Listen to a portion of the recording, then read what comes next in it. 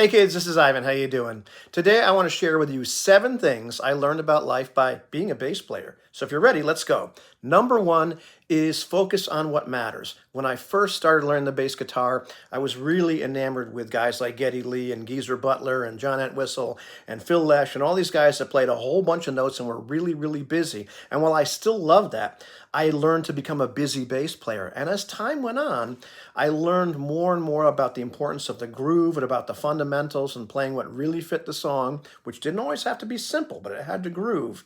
And I would listen back to our rehearsals or our performances, even now, and I found that when I strayed away from that too much, it actually took away from the song.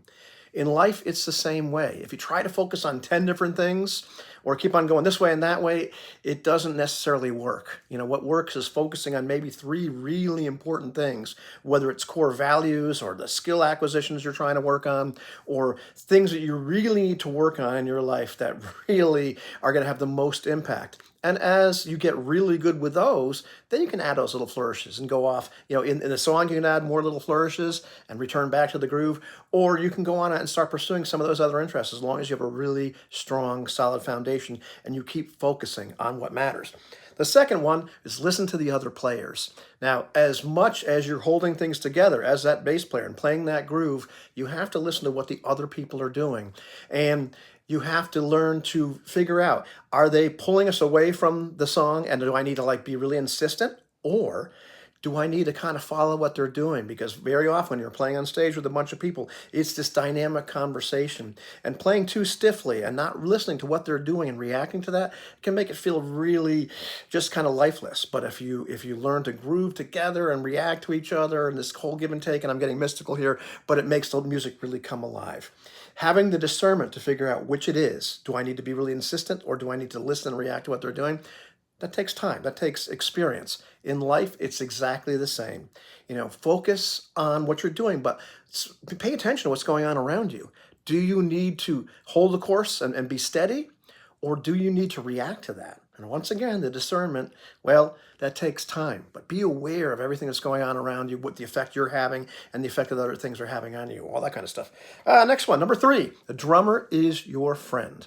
Now, you know, playing with various people, first thing I try to do is try to lock in with the drummer, figure them out, because the two of us are driving the bus. We are partners in this deal, and we've got to be able to work together as a team to hold everything else together. If we're not happening, the band's not happening. In real life, you've got to have somebody, some kind of anchor, some kind of person that you're bouncing things off of or that you can lean on a little bit. And it may be a different person for different situations, but whether it's your partner, whether it's, a person in recovery you need to lean on, whether it's, whoever happens to be, you need your person, your people, or at least one. And that makes life a lot easier so you're not just going it alone. A mentor, whoever it happens to be. All right, number 4, sometimes you don't know the song as well as you think you do. I played with these great guys when I first started learning to play bass. I got into a band right away, and we played some of these songs hundreds of times. And I really thought I knew them. I really thought I had them down cold and could play them with anybody. And I started playing with these other people, and the drummer wasn't giving me the same cues that my drummer was, and the guitar player wasn't doing these little things that told me where we were. And all of a sudden I realized I didn't know these songs as well as I thought I did. I was very dependent upon their cues.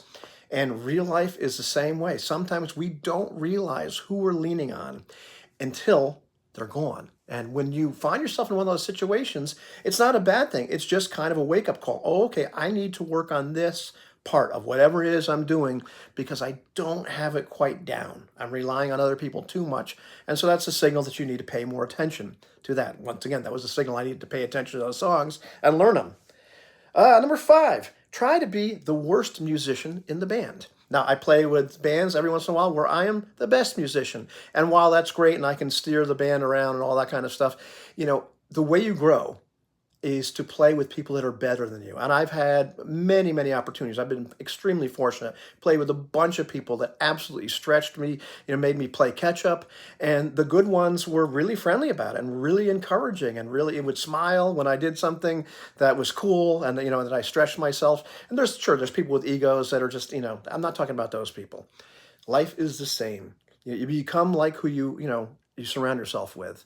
And there's nothing wrong with helping other people. We do that in recovery all the time. But, we need to get fed. We need to have people around us that, are inspirational, that help us out, that are a little bit further than we are in whatever we're trying to do, or maybe a lot further. But the people that we can go to for guidance, the people that we can emulate, the people that will be really encouraging to us. So try to be the worst musician in the band if at all possible. Number 6, my favorite. Working with band leaders isn't easy, but it's necessary. And very often you'll find that these band leaders have taken that advice and decided to be the worst musician in the band. They've hired a bunch of really good people if they're smart. That's the smart thing to do. But, very often they're the ones making all the calls. They're the ones with the vision. They're the ones that are booking the gigs. But, it's their band. And sometimes they're going to do things that you wouldn't agree with, that maybe musically you wouldn't agree with, and maybe you can make suggestions. But at the end of the day, it's theirs, unless you're, and even in bands that are like, a membership, we're all equals here. You're really not. There's usually one person that's driving the bus, in terms of the direction the band goes. And so that's just something to be aware of and to be professional about. Real life, same exact thing. You're working a 9-to-5 job. They're going to make decisions that you disagree with. Maybe you don't see the big picture, but maybe the big picture just doesn't include you. And once again, you can maybe make some suggestions, but very often you'll find out that they don't care about those suggestions. And you have to learn to be professional in that circumstance, which is not easy. I could tell you a lot about that. But a lot of times, that's a signal to you. I need to start my own band or start my own business, do something different. All right, number 7. Most people will not notice what you do until you stop doing it.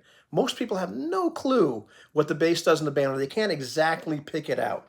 And you don't exactly stand out. I can't tell you the amount of times I've had somebody standing right in front of us for the first set, and they're cheering and all this kind of stuff, and I go to the bathroom, and, they see me, and they say, "Oh, you're the drummer, right?" And these days I just kind of laugh and say, "Yeah, something like that." And, just don't even bother. But, as a bass player, you're performing this supporting role. You are this foundation upon which everybody else can shine, where the singer can do their thing, where the lead guitar player can do their thing, and you're providing this really solid bedrock. When you miss a note, everybody notices. When you aren't there, people are like, "Well, something's wrong. I'm not sure what it is, but what just happened?" And so you have this incredibly important role, which doesn't get a lot of notice. That's part of the deal. And in life, it's the same exact thing. It's about doing what actually matters. And very often, doing what matters doesn't get a lot of recognition. It might not be flashy. In setting up a meeting and opening the doors, setting up the chairs, making the coffee, that's not exactly really glamorous. And a lot of times people don't even say thank you. But without you doing that, the meeting would not happen. There's a lot of other things, a lot of other behind the scenes work in life that is actually the most important, but it's not going to get noticed. So don't expect those accolades. Be willing to, just do it for you did it, And so that's the final thought really is meaning over recognition. Being a bass player has taught me to value things that are not glamorous, but are fundamentally necessary. Supporting other people, locking in, doing the work that makes everything else possible in my life and in other people's lives. So it's not about being seen. It's about making something that's real, something solid, something that lasts, something authentic. So I don't know what you think about that. Does any of that resonate with you? What have you done that has taught you a lot about life? I would like to hear about that. Have a good one, kids.